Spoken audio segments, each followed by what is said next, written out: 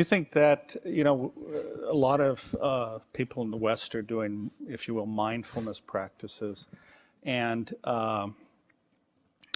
the idea is to, if you will, it's quite often very difficult to stop the talk, but being able to not respond to the talk.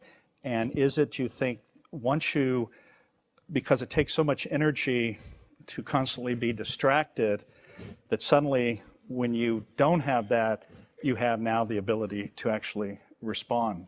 Yes. And feel the senses and the perceptions. Yes. So most of the self-talk, the voice in the head, is conditioned by one's past, it's conditioned by one's education, one's upbringing, the culture you've been brought up in, and many personal factors, your parents and so on. All these makes up the kind of talk that happens in your head. A great step forward is already to realize that there is a voice in your head that talks all the time. Because that really, I would say that it's the first glimpse of an awakening, because to realize that there is a continuous self-talk happening, a lot of it totally unnecessary, by the way. We're not talking about the thinking that is helpful and useful and can solve problems in your life and create new things. The mind is potentially a wonderful tool to be able to use in that way. But for many people, the mind is a kind of torture instrument 80% of their lives. And they would be much happier and much more productive without the self-talk. So the first realization is that there is a voice. And that I call that the first awakening, because that means something else has come in.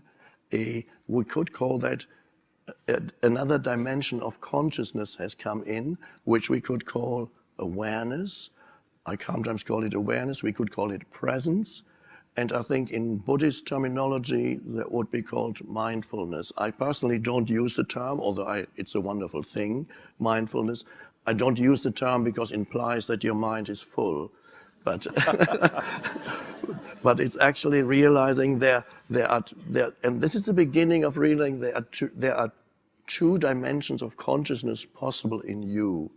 One is the dimension of thinking, which is great, but a more vital and deeper dimension is a dimension of simple awareness, which means consciousness. When you think, consciousness takes on a particular form. Every thought is a thought form. It's an energy formation.